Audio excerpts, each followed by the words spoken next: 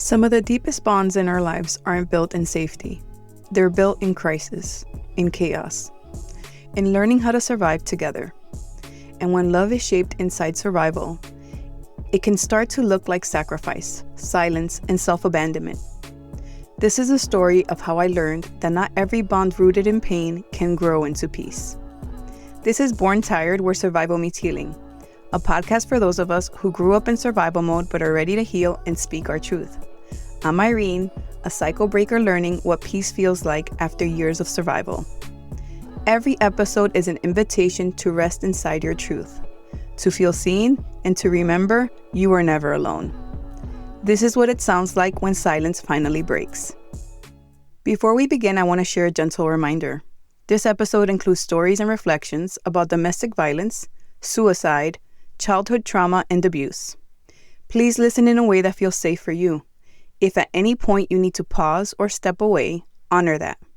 Your well-being matters more than finishing the episode. If you or someone you know is in danger or needs support, you can reach out to the National Domestic Violence Hotline at 1-800-799-7233 or visit thehotline.org for free. Confidential help is available 24 hours a day. And if you're listening from outside the U.S., you can find international hotlines and local resources at findahelpline.com. You are not alone. Take care of yourself while you listen. Last week, we talked about the fear of becoming the very person who hurt you. How breaking cycles begins with facing the parts of yourself you once feared most. But when you start healing those parts, you begin to see the patterns living in the people you love. And sometimes the hardest mirror to face is the one that looks like family. This week, we're stepping into a different kind of love.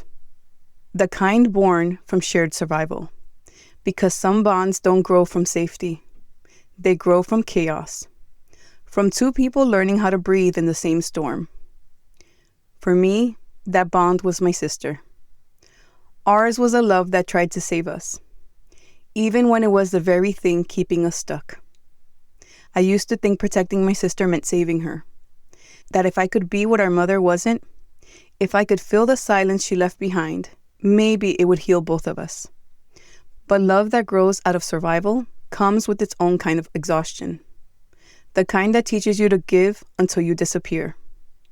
I thought being the strong one meant holding everything together. That if I stayed calm, if I stayed forgiving, if I kept showing up no matter what, eventually someone would see me. But instead, I vanished inside the role. It took me years to realize that the version of me my sister loved was the one who kept pretending. And the moment I stopped pretending, everything between us changed. Because some bonds are born out of survival. And some are broken by truth. This is a story of how I learned the difference, and how letting go became the most honest kind of love I could give. I think I was more of a mother to my sister than our own mother ever was. I used to sing her lullabies to help her fall asleep. Make sure her hair was combed, that her clothes match. My mother never cared about that, even before her first episode. After the schizophrenia, she stopped noticing altogether. So I did what I could to fill the silence she left behind. I helped with homework, kept her looking presentable, made sure she felt seen. I remember convincing my parents to let me take her trick-or-treating, because they weren't going to take her. She was so excited that night. Her little smile still lives in my memory. I remember the day I told her there was no Santa Claus. We were walking home from school. She was glowing with excitement about Christmas. But I already knew there wouldn't be presents. My father said gifts were a waste of money. Any extra money went to drinking.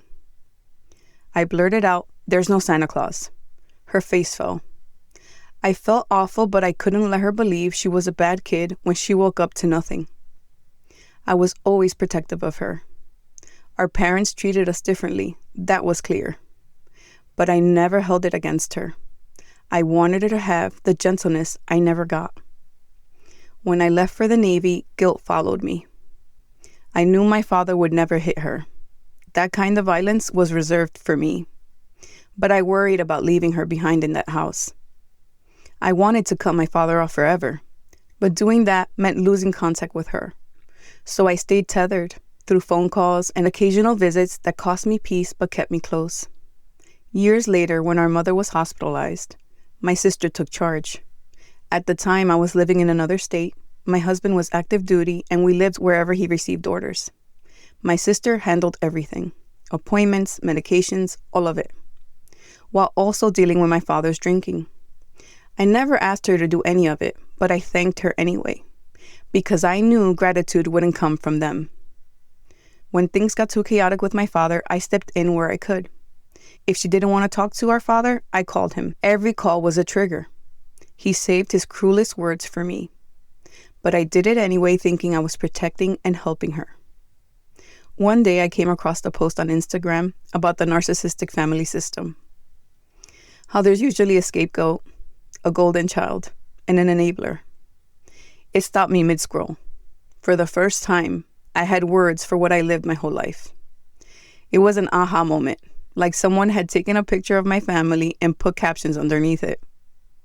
I shared the post on my story, not to call anyone out, but because it helped me make sense of years of confusion. It felt like naming the pattern finally gave me permission to step out of it. But when my sister saw it, she got upset.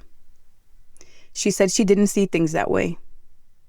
She said she'd always tried to be good. And I thought, so what does that mean about me? Did I deserve the treatment I received because I was bad? That conversation changed something. It was the first time I realized she saw me the way my parents did, as the difficult one, the problem. Dealing with my mother's medical issues led to more resentment towards me. Resentment, she would later tell me, was all in my head, a narrative I surely invented. But she would let it slip out, like with a comment, "Must be nice you got to leave while I'm here dealing with this." She's upset I left, but not upset at why I had to leave. She blames my reaction, not the reality that I was abused in every way possible. She said I got to make new memories with the family I created, while she was stuck with the old ones. But staying there had never been an option for me. She could have moved away, she chose not to. Maybe because every role in that family depended on mine. And when I stepped out of it, the whole story stopped making sense. She told me she forgave our parents, that she just wanted to make the time they had left on this earth comfortable. Said I'd regret it when they were gone. She spoke about forgiveness while I was still living inside my father's verbal abuse. She thought I was angry, but what I really felt was grief, because I realized we weren't seeing the same family anymore. I was supposed to forgive and let go, to make peace with the very people who broke me, while she got to decide whose pain was acceptable. She can show them grace for their abuse and their neglect, but not to me, not for the ways I was trying to survive it. I was going through a rough time. My cortisol levels were through the roof. I was breaking out in hives daily, having panic attacks. I didn't share this with her because I thought she had enough on her plate. But her resentment for me just kept growing. I think she thought I was living the perfect life, that everything came easily for me. But when I finally did start opening up about the things I had spent most of my life trying to survive, I told her pieces of what had happened to me, the abuse, the fear that still lived in my body, the panic attacks that came out of nowhere. I wanted her to understand why I couldn't just go home, why the memories there still haunted me. I hadn't been to visit in 6 years. Even a weekly phone call with my father took me 3 to 4 days to recover from. 3 to 4 days of my body trying to calm down, to remember it was safe again. If a phone call did that to me, how was I supposed to survive being in the same room? Going back there wouldn't have been a visit. It would have been a reopening, a reminder of everything I had to bury to stay functional. It was also confusing and invalidating, because my sister witnessed a lot of the abuse from my father towards me firsthand. She was there for most of it, and still we ended up holding very different realities. But when I tried to explain that, to help her understand what going home really meant for me, instead of feeling closer, I felt her pull away. Like the truth made her uncomfortable. Like she didn't know what to do with the parts of me that were still in pain. It was as if the version of me she could handle was the one who smiled through it, not the one still untangling everything that hurt underneath. Our father kept triangulating us, calling her when I wouldn't answer. Then she'd call to tell me everything he said. I asked her to please stop relaying his messages. It kept me trapped in a loop I was trying to escape. She couldn't understand why that mattered. We were living in two different realities. Eventually, my depression deepened. I became suicidal. I started therapy again, leaned on my husband, tried to find my way back to myself. I hadn't told my sister right away. She'd been overwhelmed, and I didn't want to add to it. When I finally did tell her, she seemed uncomfortable, almost irritated. The next morning, she sent me a long text. It wasn't cruel, but it was cold. The kind that reads like concern, but lands like rejection. She said she was glad I had my husband and my kids, that she couldn't be there for me right now, that she had too much on her plate. And I did understand, maybe too well. That message hit me so hard, not because of what it said, but because of what it confirmed, that my pain was something she couldn't look at, that being close to me meant confronting what we both survived, and she wasn't ready to do that. It made me feel small again, like the little girl trying to earn love that was always out of reach. It felt like every lullaby I sang for her, every act of protection suddenly didn't matter. I sat there rereading it, feeling the air leave my body. Not anger, just grief. The quiet kind that settles in your chest and doesn't move. Because what that message really said, between all the lines, was that she needed me to go back to pretending. That the only version of me she could love was the one that stayed silent about what really happened. It's kind of crazy because when I told her what I was going through, I was reaching out for help. I know she had a lot going on at that time, but I never in a million years would have thought that she would react to me that way. And I can't imagine a stranger calling me to tell me that they're going through something like this, telling me they're suicidal, and my response being, I can't help you right now. I can't imagine doing that to a stranger, let alone my sister. And that's something that I personally will never understand or comprehend. Not long after that, my father called, screaming that I needed to apologize to her, that I should know better than to stress her out. He said my husband and I were both going to die, that all my kids would end up with schizophrenia like my mother.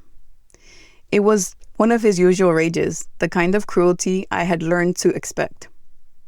Those kind of conversations had become normal with him. But the difference this time was me. I was already at my lowest point, fragile, barely holding myself together. And even though his words weren't new, this time they broke something in me that I couldn't piece back together. When I let her know what he had said, she said I shouldn't have stressed her out, like I deserved it. That's when I knew I had to walk away completely. My sister and I were both struggling. I won't share the details of what she was going through. That's her story to tell, not mine. But I will share what my father's reaction revealed about our family system. When my father found out we were both struggling, his response wasn't concern for both of us. It was to protect her and to turn his anger on me.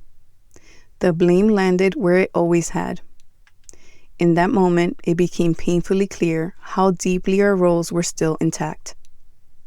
She was still the one who needed protecting, and I was still the one who could be attacked.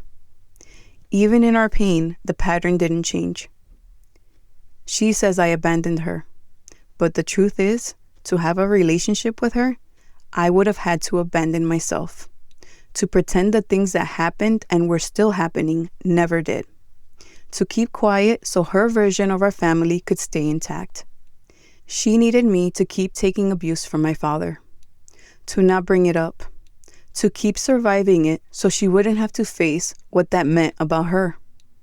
Because he wasn't going to change, and deep down, she knew that. So the only thing left to control was me.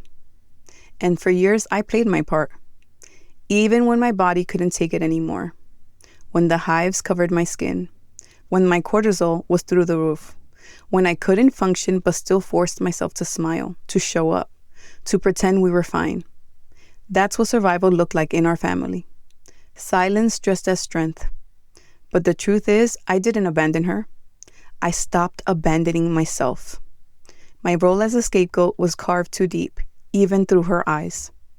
But recognizing that gave me something I never had before: choice. I went no contact to become the mother my children deserve. The one our mother couldn't be. It broke my heart, but it also freed me. Because my sister and I were raised to chase love from people who didn't know how to give it. To compete for crumbs of affection from a table that starved us both. We were never enemies, just two daughters trying to survive the same house in different ways. Sometimes the bravest kind of love is the one that lets go. Walking away from my sister was one of the hardest things I've ever done, because part of me still wanted to protect her, the same way I did when we were little. There's a tenderness in that kind of bond, but also a grief. The kind that lingers long after the decision's been made. I used to believe that keeping the peace meant keeping the connection. That if I could just hold on a little longer, be a little bit more patient, keep explaining myself, maybe things would finally change. But I've learned that sometimes peace requires distance, and love requires honesty, even when the truth breaks your heart. Letting go was acceptance. Acceptance that I can't make someone else see what they refuse to face. Acceptance that I can't keep carrying what doesn't belong to me. I've learned that protecting my peace doesn't mean I stopped loving her. It means I finally started loving myself. Because love that costs you your sanity isn't love. It's survival. And I've spent enough of my life in survival. Healing doesn't always look like reconciliation. Sometimes it's choosing silence over chaos. Sometimes it's choosing peace over guilt. Sometimes it's closing a door you prayed would stay open because you finally understand that your healing isn't something you can do for someone else. It's learning that love doesn't have to mean losing yourself, that you can grieve what you hope for and still honor what's true, that walking away doesn't erase the love that once existed. It just makes room for the kind that won't destroy you. I think about her sometimes and I still wish her healing, but this time I wish it from a distance, from a place where I can finally breathe, from a place where love and peace can exist at the same time. Because love isn't just about staying.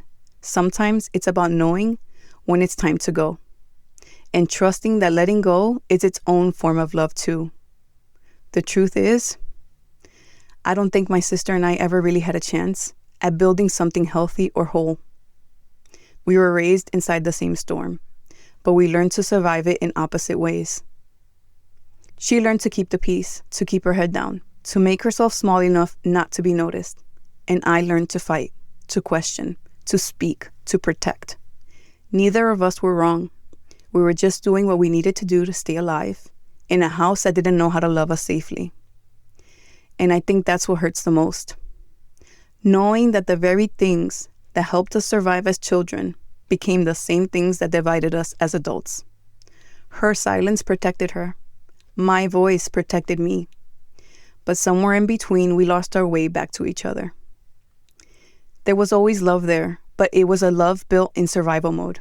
A love wrapped in guilt, in duty, and in unspoken resentment. We were both chasing the version of family we wish we had, and neither of us could give it to the other. I used to carry so much guilt for that, for not being enough, for not trying harder to make her understand me. But now I see that we were both doing the best we could with what we had, with parents who couldn't model closeness, and a childhood that taught us love had conditions. We were never taught how to be soft with each other, only how to survive each other's pain. And when you grow up inside that kind of environment, sometimes love starts to look like endurance. Sometimes it looks like keeping secrets. Sometimes it looks like pretending everything's fine just to make it through another day. I think about that a lot now. How survival rewires love. How it makes you afraid to be honest. Afraid to need too much. Afraid that being seen will come with consequences. And I see now that my sister and I were both just trying to rewrite the same story from two different pages. She wanted to move on, to make peace with the past by pretending it didn't happen. And I needed to name it, to speak it, to face it, to finally release it. But those two ways of healing can't exist in the same space, not without hurting each other. So I've stopped trying to meet her where she's not ready to go. And I've stopped asking her to meet me in places she's not able to see.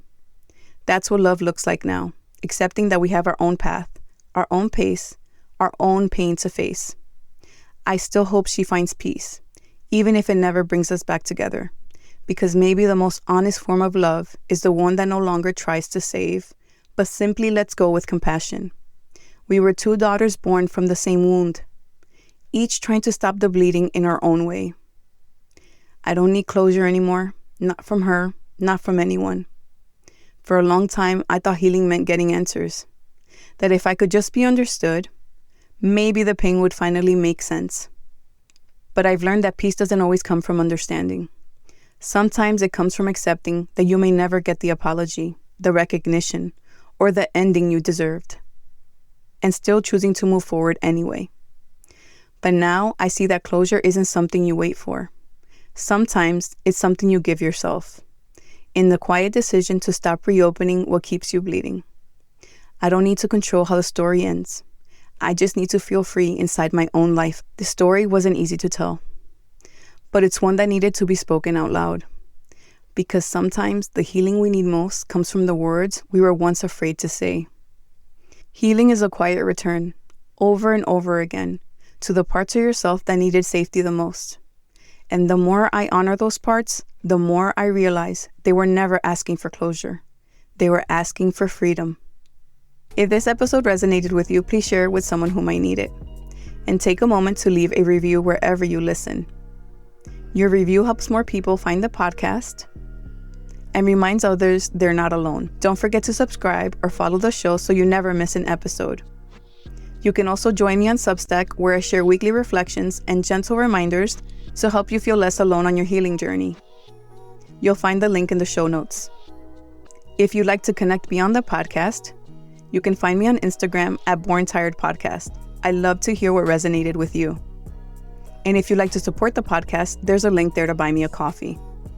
Thank you for being here, for listening with an open heart. Most of all, remember this: your story matters, your voice matters, and you are not alone.